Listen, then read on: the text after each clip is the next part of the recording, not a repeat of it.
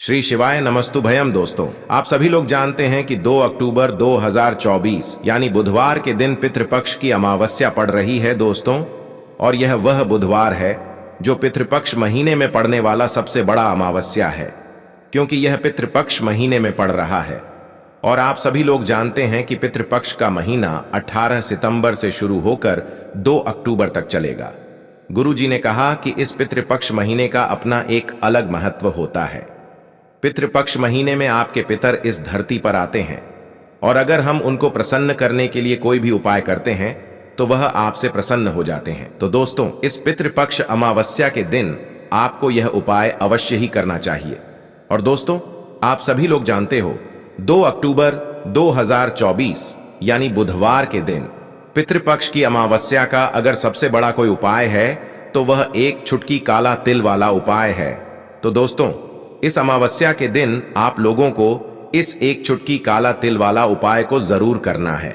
बहुत सारे लोग होंगे जिन लोगों ने इस उपाय को ना किया हो, मतलब पूरा साल निकल गया, उन्होंने किसी भी दिन इस एक चुटकी काला तिल वाला उपाय को ना किया हो।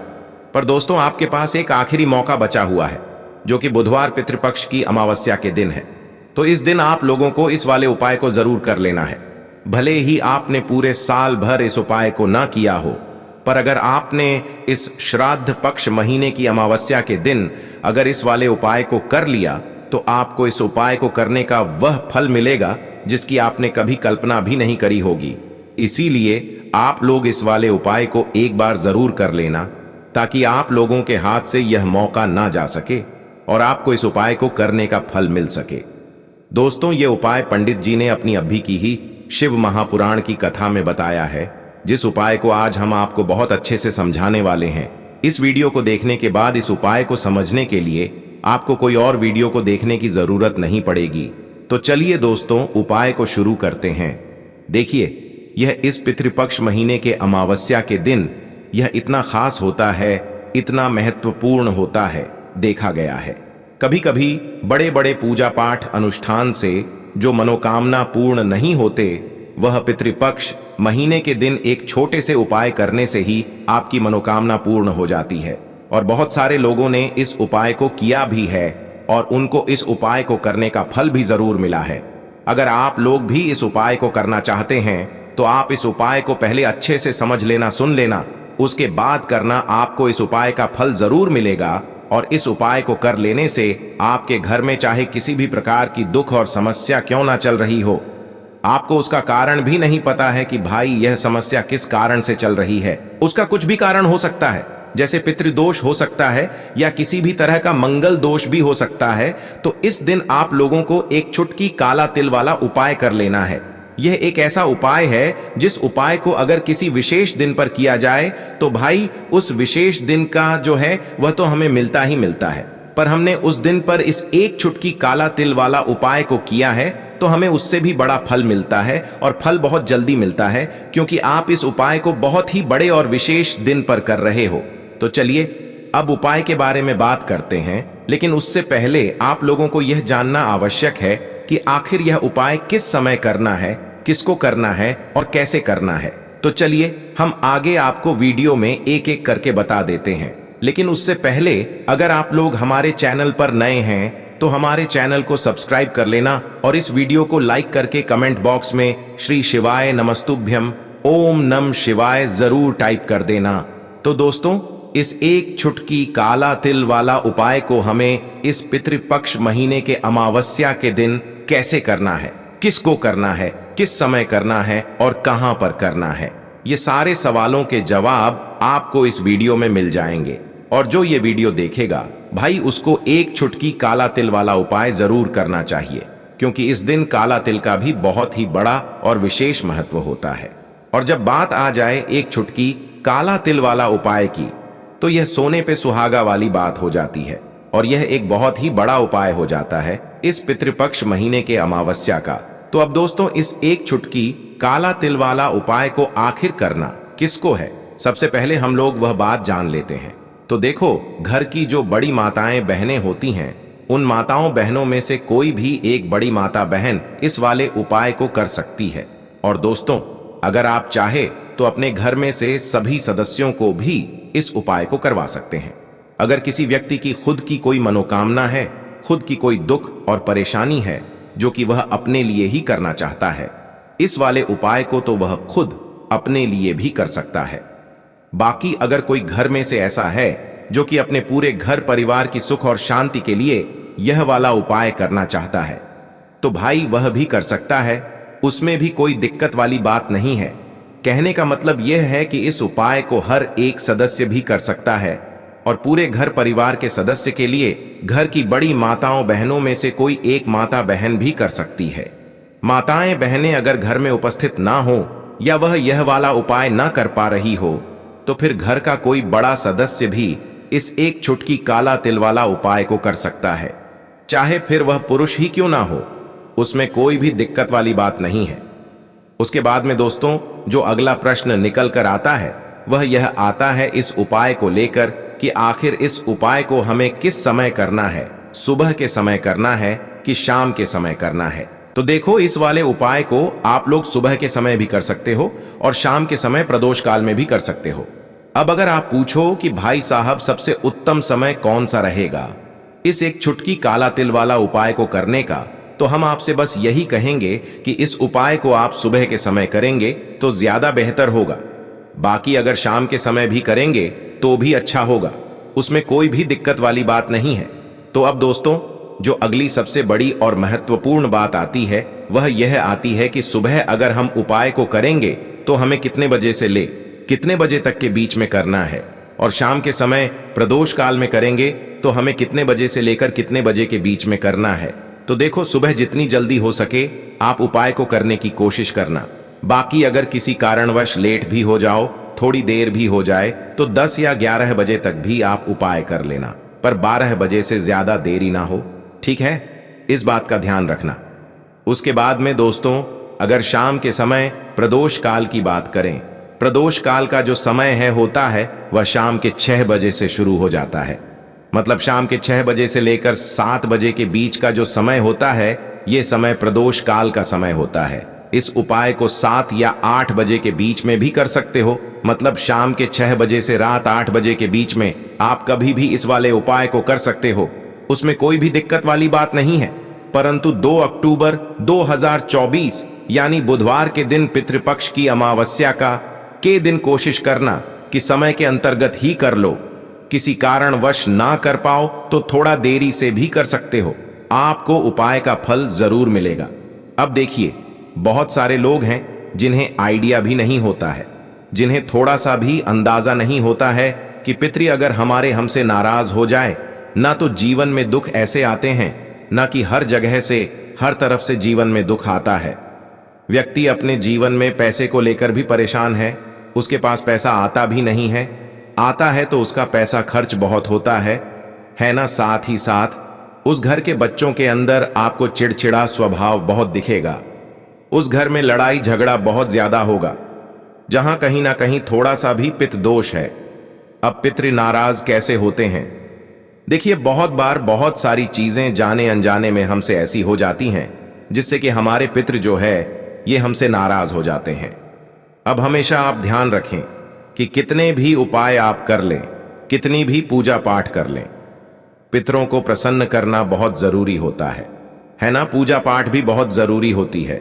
उसी तरह से हमेशा अपने पितरों को प्रसन्न करना चाहिए, क्योंकि अगर आपके पितृ प्रसन्न रहेंगे तो आपके जीवन में सब कुछ उत्तम होता है। तो चलिए बात कर लेते हैं कौन सा उपाय है और कैसे करना है। तो देखिए, आपको करना क्या है, आपको यहां पर एक चुटकी काला तिल लेना है। अब यह जो काला तिल होता है यह श्री हरि विष्णु से भी जुड़ा हुआ है, और काला तिल जो होता है यह हमारे पितरों से भी जुड़ा हुआ है। जितने भी उपाय हम अपने पितरों को प्रसन्न करने के लिए लेते हैं है ना करते हैं, मतलब जितने भी उपाय उसमें तिल जरूर होता है। काला तिल सफेद तिल की बात नहीं कर रहे हैं। 2 तिल होते हैं ना, एक काला एक सफेद। तो एक चुटकी काला तिल लेना है, और जिस जल से आप स्नान करते हैं उसमें एक चुटकी काला तिल आपको डालकर ही स्नान करना है अमावस्या की तिथि, जिस दिन अमावस्या की तिथि है उस दिन। और साथ ही साथ आपको थोड़ा सा गंगा जल भी डालना है। देखिए, जब भी आप आपके घर के आसपास कहीं भी मान लीजिए पवित्र नदी नहीं है, गंगा माता नहीं है, तब आप क्या करेंगे? गंगा जल तो हर किसी के घर में होता है ना। थोड़ा सा ही आपको गंगा जल डालना है, एक चुटकी काला तेल डालना है और हर हर गंगे बोलकर आपको स्नान करना है। इतना उपाय आप कर लीजिए और फिर देखिए आपके जीवन में कैसे चमत्कार होता है। यहाँ पर आपके पितृ भी आपसे प्रसन्न होते हैं, श्री हरि विष्णु की कृपा आपको मिलती है और ऐसा समझ लीजिए कि रातों रात आप देखते हैं कि आपके जीवन में धन भी आना शुरू हो जाता है। जीवन के बड़े बड़े दुख और कष्ट भी आपके जीवन से भागने लगते हैं। इतना ज्यादा चमत्कार होता है। एक छुटकी तिल और गंगा जल अपने जल में मिलाकर जो व्यक्ति स्नान कर लेता है, उसके जीवन में वह रातों रात चमत्कार देखता है। तो जो लोग चाहते हैं ना कि जीवन से हर तरह का दुख दूर हो जाए, हर तरह की समस्या परेशानी कष्ट दूर हो जाए, उन्हें तो विशेषकर पितृपक्ष महीने की अमावस्या के दिन एक चुटकी तिल डालकर और गंगा जल डालकर स्नान जरूर करना चाहिए। करके देखिए, इस बार आप अमावस्या पर खुद अपने जीवन में बहुत बड़ा बदलाव और चमत्कार देखेंगे। पूरी सच्ची श्रद्धा से ही उपाय आपको करना है। तो देखिए, पहले उपाय की बात कर ली, अब बात कर लेते हैं 2 अक्टूबर पितृपक्ष महीने की अमावस्या के दिन किए जाने वाले दूसरे उपाय की। अच्छा, जो दूसरा उपाय आपको बताने जा रहे हैं, ये विशेषकर उन लोगों के लिए है जो लोग कहते हैं कि हमारे घर में क्लेश बहुत बहुत होता है, घर में गरीबी बहुत छाई रहती है, निर्धनता छाई रहती है ना, घर में बहुत ज्यादा पैसों की कमी रहती है, घर में बहुत ज्यादा फिजूल खर्ची होती है। तो जो लोग कहते हैं ना कि पैसा आता है खर्च हो जाता है, वो लोग अलग हैं। लेकिन कुछ लोग कहते हैं कि घर में पैसा ही नहीं आता है, खर्च कहां से होगा, पैसा ही नहीं आ रहा है ना। तो जिनके घर में बिल्कुल पैसा आना बंद हो गया है, उन्हें पितृपक्ष अमावस्या के दिन ये दूसरा उपाय करना है। क्योंकि अमावस्या की जो तिथि होती है, यह श्री हरि विष्णु को भी समर्पित होती है और हमारे पी को समर्पित होती है। अब श्री हरि विष्णु ही है जो हमें हमारे जीवन में अधिक से अधिक धन देने का काम करते हैं और श्री हरि विष्णु को प्रसन्न करना है। अगर आपको, तो ऐसा समझ लीजिए कि हल्दी हो गई और तुलसी मैया हो गई, ये 2 चीजें उनकी पूजा में जरूर से आपको करनी है, जरूर से। तो आपको करना क्या है, आपको यहाँ पर थोड़ी सी पिसी हुई हल्दी लेनी है, बहुत जरा सी पिसी हुई हल्दी, 1 से 2 चुटकी इतनी ही हल्दी लेनी है और शुद्ध जल के अंदर आपको इस हल्दी को घोल लेना है अच्छे से। अब ये जो हल्दी वाला जल है, ठीक है ना, सबसे पहले आपको इसे कहां डालना है? तुलसी के पौधे में। आपके घर में तुलसी का पौधा लगा है, उसमें आप हल्दी वाला जल चढ़ाएं और फिर थोड़ा सा जल हल्दी वाला आप बचा लें और इस जल का छिड़काव अपने पूरे घर में कर दें। जितने भी कमरे हैं, आपके घर का मुख्य द्वार जो मेन दरवाजा है, वहां पर भी अंदर की तरफ और पूरे घर में हल्दी वाले जल का छिड़काव कर दें और हल्दी वाला जल ही तुलसी जी के पौधे में चढ़ा दें। अब देखिए, ऐसा समझ लीजिए कि जो व्यक्ति हल्दी वाला जल तुलसी जी के पौधे में चढ़ा देता है और उसके बाद अपने घर में इसका छिड़काव कर लेता है, उसे अपने जीवन में श्री हरि विष्णु से कुछ कहने की भी जरूरत नहीं पड़ती है। माता तुलसी और श्री हरि विष्णु मां लक्ष्मी ऐसी कृपा उसके ऊपर करते हैं कि वह व्यक्ति रातों रात धन में खेलने लगता है। मतलब उसके जीवन में बहुत तेजी के साथ पैसा आना शुरू हो जाता है, क्योंकि हल्दी आपके जीवन में सुख समृद्धि धन की वृद्धि इन चीजों को बढ़ाने का काम करती। आपके जीवन में किसी एक जगह से, किसी एक तरफ से धन को नहीं खींचती है, हर जगह से हर तरफ से धन को खींचने का काम करती है। क्योंकि हल्दी जुड़ी हुई है आपके गुरु ग्रह से, आपके गुरु ग्रह को बहुत मजबूत कर देती है और जैसे ही आपकी कुंडली में गुरु मजबूत हुआ ना, आप धन में खेलते हैं। दूसरी चीज, श्री हरि विष्णु इतने प्रसन्न हो जाते हैं जब आप तुलसी जी के पौधे में हल्दी वाला जल डालते हैं कि आपकी सारी मनोकामना को वह पूरा कर देते हैं। इतना उत्तम उपाय है। पितृपक्ष अमावस्या के दिन का यह उपाय आपको विशेषकर जरूर करना चाहिए।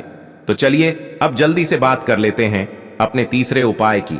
देखिए, हमने आपको पहले भी बताया कि अगर पितृ नाराज है ना, बहुत सारे लोगों को अंदाजा नहीं होता है कि हमारे पितृ हमसे नाराज हैं। पता कैसे लगाएंगे कि पितृ नाराज हैं? घर में लड़ाई झगड़ा हो रहा है, घर में क्लेश बहुत रहता है, घर में कोई ऐसा व्यक्ति है जिसका स्वभाव बहुत चिड़चिड़ा है, हर वक्त लड़ाई, हर टाइम कुछ ना कुछ बोलना है ना, या फिर आपके घर में बहुत ज्यादा समस्याएं आ रही हैं, संतान को लेकर आप परेशान हैं, है ना? बच्चे जो हैं वह पढ़ाई में दिमाग नहीं लगाते। बहुत सारी चीजें ऐसी होती हैं जिससे आप अंदाजा लगा सकते हैं कि हाँ, हमारे घर में कहीं ना कहीं पितृदोष हो सकता है। अब देखिए, पितृदोष है या नहीं, उपाय करने से आपको हमेशा लाभ ही मिलेगा, कभी भी आपको इसका नुकसान नहीं होगा है ना। तो हमेशा कोशिश करें कि अगर पितृ नाराज हैं तो उन्हें प्रसन्न करने के लिए उपाय करें, और पितृ नाराज नहीं भी है ना तो कभी भी आपसे पितृ आपके नाराज ना हो, इसलिए उपाय आपको हमेशा करना चाहिए, क्योंकि पितृ प्रसन्न रहते हैं ना। तो घर में आपको अपने सब कुछ मिलता है, आपके घर में धन भी होता है, सुख भी होता है, समृद्धि भी होती है, बच्चों का स्वास्थ्य भी अच्छा होता है ना। सब लोगों को सफलता भी मिलती है जब पितृ आपके प्रसन्न होते हैं। अब अमावस्या के दिन पितरों को प्रसन्न करने के लिए सबसे उत्तम है, अच्छा, वृक्षों में 3 वृक्ष ऐसे होते हैं जिनमें हमारे पितरों का वास माना जाता है। उन्हीं में से एक है पीपल का पेड़, जिसमें हमारे पितरों का वास होता है। आपको क्या करना है, एक लोटा में जल लेना है, एक लोटा जल लेंगे, उसके अंदर थोड़े से चीनी के दाने डाल लेंगे या गुड़ डाल लेंगे, कोई भी चीज आप डाल लें। अब ये मीठा जल आपको लेकर जाना है पीपल के पेड़ के नीचे, और पीपल की जड़ में आपको ये मीठा जल चढ़ाना है। जो व्यक्ति 2 अक्टूबर पितृपक्ष महीने की अमावस्या के दिन सुबह के टाइम, ठीक है ना, सुबह के टाइम पर मीठा जल पीपल के पेड़ में अर्पित कर देता है, उसके पितृ कभी उससे नाराज नहीं होते हैं, और हमेशा वो व्यक्ति अपने जीवन में धन में खेलता है, धन उसके के घर में आता है, कभी भी उसके घर में कोई दुख नहीं आता, उसके जीवन में कष्टों के लिए कोई जगह नहीं बचती है। तो कोशिश करें कि पितृपक्ष अमावस्या के दिन अपने पितरों को प्रसन्न करने के लिए यह उपाय आप विशेष कर करें, क्योंकि जिनके साक्षात दर्शन हमें होते हैं वह एक सूर्य भगवान हो गए, चंद्रदेव हो गए, हैं ना, और जितने भी वृक्ष होते हैं ना, इनके भी हमें साक्षात दर्शन होते हैं। तो विशेष करी उपाय आप 2 अक्टूबर बुधवार पितृपक्ष महीने की अमावस्या के दिन जरूर करें।